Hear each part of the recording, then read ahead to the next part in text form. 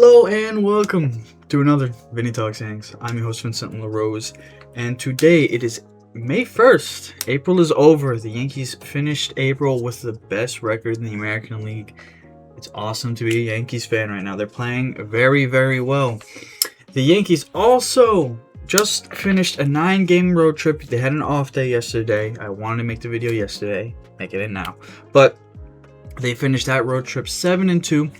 So they went from Boston to Houston to Arlington, sweeping the Red Sox, taking 2 out of 3 from both the Astros and the Rangers. And it was just a really, really, really good road trip overall. So the Yankees have been pretty good for the last week and a half. Honestly, the last 3 weeks they've played well. You know, we had that little slump right about in the middle from good play to this good play now. They weren't really hitting much, but they're fine now. They're good. But for this video, I'm very, very happy to tell you guys about the much needed roster updates for the Yankees. Brian Cashman finally has made some moves, and not like trades or anything, but within the organization, moves that had to be made, to be brutally honest.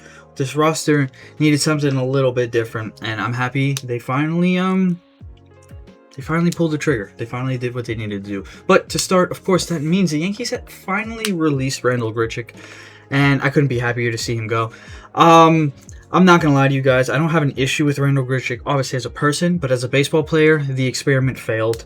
There's a reason he's been not on any sort of role for a team for the past couple of years. His Blue Jays days are way long past him, and look, I know the whole idea was to get him in here to hit lefties, but you could go look at his numbers last year against lefties. They're also not good. Randal Grichuk was just a key role player that was good for a couple of years, and his career is likely over. I do want to say I hope he finds somewhere else to go. I really do, but it made no sense keeping Randal Grichuk on this roster. He defensively is, I guess you could say, he's better than Dominguez, but he's not fast, so it's like, okay. Offensively, we all saw what he was doing offensively. It was awful. You know, I know he got a couple hits in the Boston series that helped the Yankees win a game, but like, just not enough for me, to be honest. He was not great to start the season, obviously, and it was just like I said, it was a failed experiment, and I'm happy the Yankees finally made the decision to just release him, move on, give some guys, whether that be, all right, you're going to call up Dominguez, which they technically did, but we'll get into that in a second, you know, maybe some other guys down in the minors an opportunity. Yeah, multiple guys like Max Schumann, Cabrera, multiple guys down in AAA that have MLB experience, and it just, to me, made no sense to continue to keep Randal Grichuk on the roster with multiple guys who have MLB experience. And as recent as last year, Cabrera was very good last year until he broke his ankle. I think anybody would tell you that they'd prefer Oswaldo Cabrera over Randal Grichuk. They'd prefer Spencer Jones. They'd prefer Jason Dominguez. There's multiple guys down there that deserve the opportunity to start over Randal Grichuk, and I'm very happy they finally made the decision. But that news came after Jason Dominguez was called up, and the Yankees did something very weird I've never seen before. So, let me get into it. So, to start, Luis Hill was sent down after a bad start against the Astros, and the Yankees decided to call up Jason Dominguez to replace him, which was obviously very strange. At the time, the Yankees probably already knew Giancarlo was going to go down, and they were going to call up Elmer Rodriguez Jr. to make 2 starts before Carlos Rodon came back. Again, we'll get into that in a little bit. But you don't normally see a pitcher go down and then a position player come up. Every once in a while, there's an injury that happens, and there's something coming up, just like what happened with the Yankees. But it's very, very rare to see something like that happen. But getting into Luis Hill, what are the Yankees going to do with Luis Hill now? Luis Hill was obviously the 2024 AL Rookie of the Year. Last year, he was good to start, but he just, after coming off of injury, but he just really hasn't been able to fight in the strike zone ever since. And I think, like, it's crazy to say, I think the Yankees are not on their last leg with him. I don't think, like, they're going to give up and trade him or release him or anything like that. Obviously, they wouldn't release him, they would trade him, but I don't think you're going to see him get many more starts in the MLB this year. With Rodon, Cole coming back, it just tells me, especially with the Yankees deciding to go with Elmer Rodriguez Jr., just to see what he has, just tells me they're kind of not necessarily done with Luis Hill, but they're done. Luis Hill is probably done for this year. I would be very surprised if they brought him back up, unless, of course, there's injuries. I think they'd prefer if he figured it out in AAA, and then once he figures out in AAA, say somebody goes down, he makes a start for the Yankees, and hopefully figures it out. But it's very weird to see what's happening with Luis Hill. He was so good, and I personally thought he would be the one to kick Weathers and Warren out of the rotation once Rodon and Cole came back, and be that 5 guy the Yankees really needed. But it doesn't really look like that is going to be the case now. I'm really curious. It's very strange what's going on with Luis Hill. I'm very curious to see what the Yankees actually end up doing with him. I do believe that at some point this year, if the Yankees need an offensive guy and a team contacts them and is interested in Luis Hill, you might see the Yankees move on from Luis Hill. Especially if you continue to see Elmer Rodriguez grow. You also have Carlos Lagrange down in the minors too. 2 guys who have been very good in the minor leagues, the guys who deserve an opportunity to either start or be out of the bullpen on the major league roster.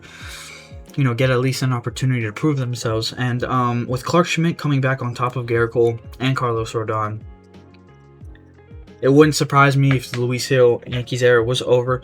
I'm not going to say it's completely over. Dude, anything can happen. 2 guys could go down, and Luis Hill's right back there. Shows us exactly what he can do again, and all is good. But as of now, it's looking very like a very steep hill coming back for Luis Hill. The only way I see him on the major league roster is if they convince him to come out of the bullpen and be a bullpen guy. And I think Luis Hill, just because he wants to be on the MLB roster, will do so. But at some point, he is a starter and he is going to want to start. That's how you make your money in the MLB, as a starting pitcher. So I'm curious to see what the Yankees decide to go through out there. But moving on from Luis Hill, then after all of that stuff happened, it was finally announced that Giancarlo Stanton would go on the IL. The Yankees once again brought up another position player and Max Schumann, and then the very next day the Yankees released Randall Grichuk, and they decided to bring up top prospect Elmer Rodriguez Jr. So that's where the Yankees stand as of now. As you guys all know, Jason Dominguez was hit in the elbow in Game 3 of Houston. As of now, they've announced it as a right elbow contusion. They have him listed as day-to-day. But I'm curious to see what they decide to do there, if they decide to put him on the 10-day IL, because Anthony Volpe is coming back either... I think they initially announced it was going to be today. I don't think it'll be today. I think they're going to keep him in the minors for one more series, get him a couple more at-bats, and then you'll see him back after the Baltimore series. Maybe Game 3 of the Baltimore series. But I'm curious to see what the Yankees are going to do there, because there's really no rush for Volpe back at this point, being brutally honest. I know Caballero started off the season very, very bad, but he's heated up as of late, and it's not like they're desperately in need of another guy to hit the baseball. The Yankees have been hitting the baseball lately, and I think taking Caballero out of the lineup takes that stolen base factor away, because Volpe just doesn't get on base enough for me to really like it. I know he's hitting over 300 in the minors as of right now, but the Yankees did say they wanted to give him 50 to 55 at-bats. I believe he's at 33. He's at 33 at-bats, so I am curious to see what they decide to do there, because a lot of rumors going around say they're ready to call him up now. I don't think they're going to call him up. Honestly, I think, like I said, I think one more series, plays 3 games straight, comes back after the Baltimore series. But again, I'm going to be paying attention there a little bit more, because if Jason Dominguez does go on the IL, do they decide to finally bring up Spencer Jones? Look, I really don't think they do, but I do think at one point this year, if enough injuries happen, we will see Spencer Jones. And I think Spencer Jones is going to make it very hard for the Yankees, in the sense of, I think when he comes up, he's really going to show why he should have been in the MLB last year. Why the Yankees should have moved on from Trent Grisham and threw Bellinger back in center field and gave Jason Dominguez and Spencer Jones an opportunity to fight for that left field position. Stanton's going to go down at some point in the season, so then you got two young guys in the outfield and you can get Judge more days at the DH spot. I think Trent Grisham as of now has not been good. To be brutally honest, he's not been great for the Yankees. So I'm kind of ready to move on from him. I know it's only 31 games in? Yeah, 31 games in, but he's still hitting under 200. I know he's getting on base, don't get me wrong, I know he's getting on base. But I want to see the kids, man. I'm just being honest. The Yankees are good. They don't need Trent Grisham to continue to be good, and I'd rather see a rookie come up and make a bigger impact than Trent Grisham. Truthfully, in all honesty, Trent Grisham, his defense is elite, I'll give him that, but he's kind of taken a step back on the defense. Last year, as we saw, he was actually negative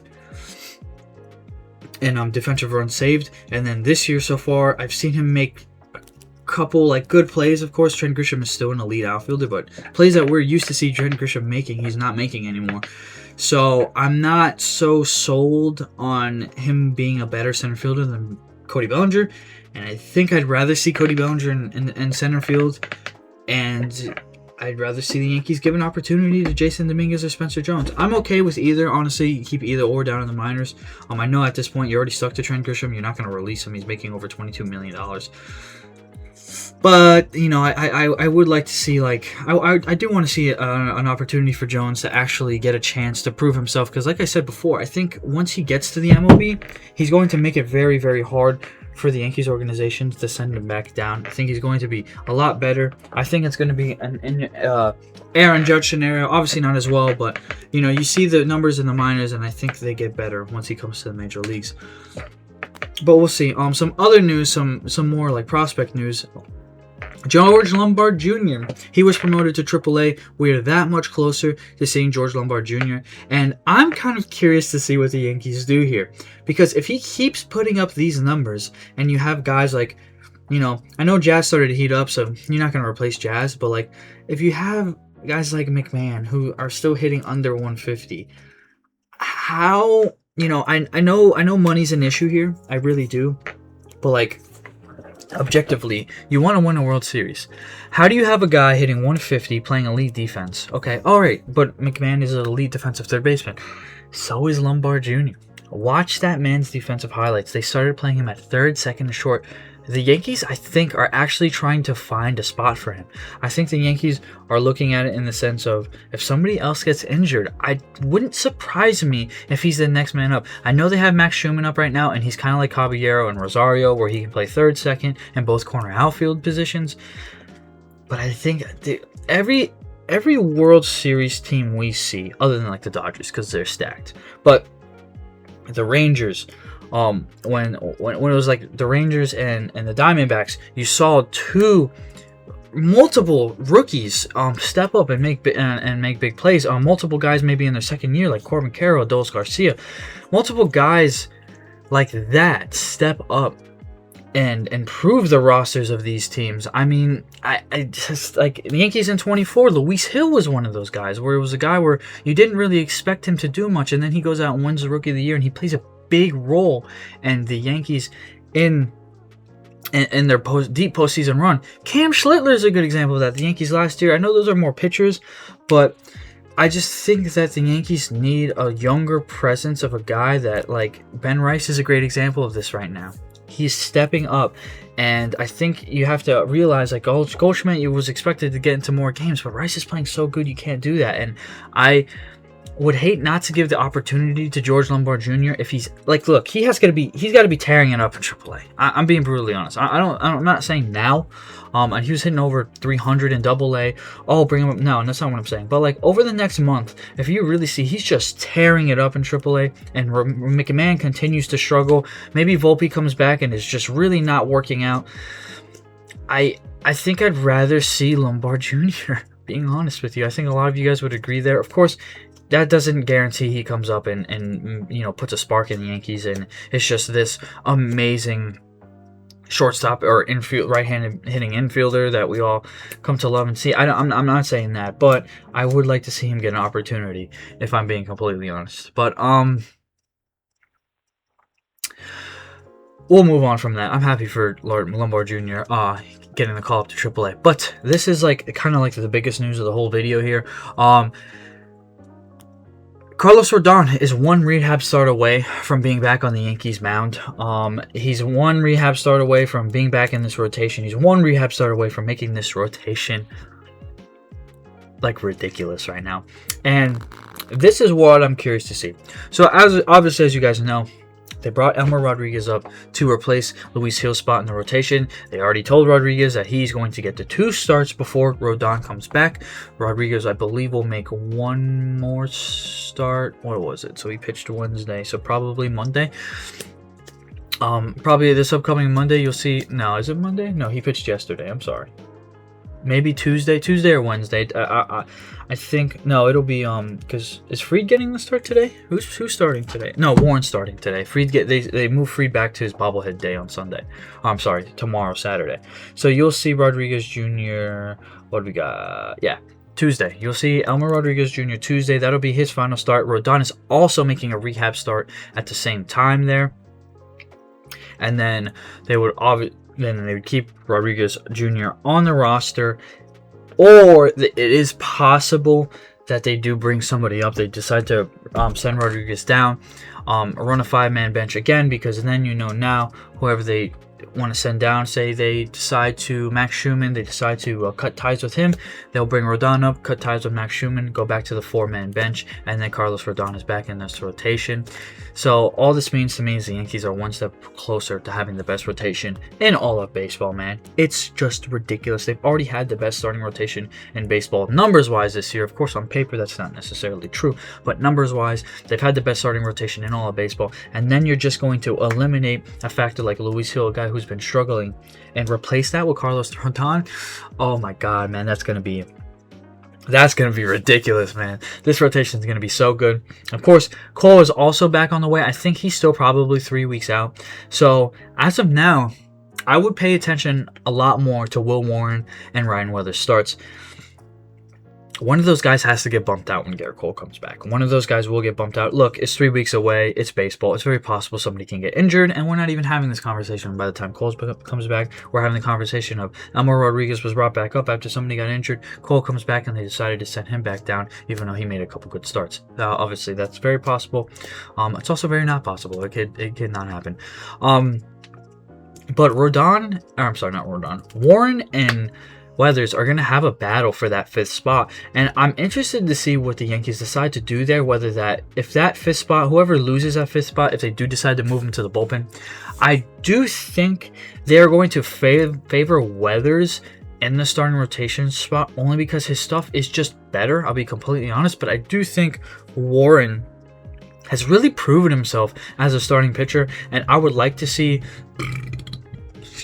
I think in this scenario, they do decide to move Warren to the bullpen.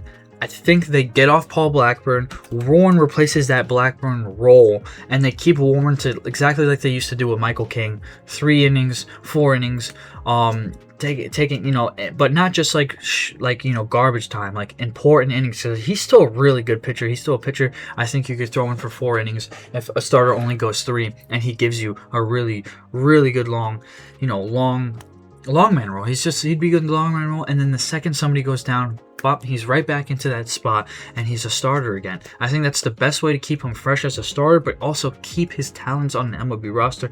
As we all know, the Yankees bullpen sucks. I'm being honest with you guys. The Yankees bullpen is trash. They need to completely revamp this bullpen. Come trade deadline. I like Duvall. I think we should keep Duvall. But Bednar, he's been good. He's just oh my God, he's so scary. I think what would make the Yankees elite is if they went out and they got an elite closer, and moved Bednar to that 8th inning role, Fernando Cruz to that 7th inning role, and now Camilo Duvall is very expendable. You can put him in the 6th inning role, or you can put him in that 7th, and you could put him in that 6th, 7th, 8th, or even 9th every once in a while, because Duvall has that stuff, and I think some pressure needs to be relieved of him. He was very uncomfortable when moving over from San Francisco last year. He fully admitted it. He told the Yankees that he was just uncomfortable, and I think getting him into a more expanded role in the sense of, all right, Duvall, you're not going to come in until the 7th inning tonight. If we do use you, you'll be the 7th inning. If we do use you, you'll be the 6th. We got a couple guys down tonight. You might be the 8th inning man. I think that'll ease him a little bit more, calm him down a little bit, and I feel better for Duvall overall, because you guys look, Duvall's stuff is nasty. It's just all about location and trust of his pitches. That's really what it is at the end of the day. The sinker, cutter, slider combination is so gross, and if he could just figure it out, we saw it a couple years ago how good he was in the closer role as a Giants. He could be really, really good. But I do think the Yankees should go out and get an absolutely dominant closer. I don't even know who that would be at this point. I haven't even looked. Probably a team who thought they were going to contend and ended up not by the trade deadline, realizing it's not going to work out. The Yankees just got to go get something. I think if you can really just lock up that bullpen, his team would be so much better. Even in games where winning this bullpen, like sometimes I'm like, oh my god, they're gonna blow the lead, aren't they? And they haven't done what the Yankees bullpen did last year, but I see it coming. I really, really do, and it makes me very nervous. So that is probably pretty much where I'm going to end it today. So the Yankees start a 3-game series in Baltimore. I don't think in Yankee Stadium.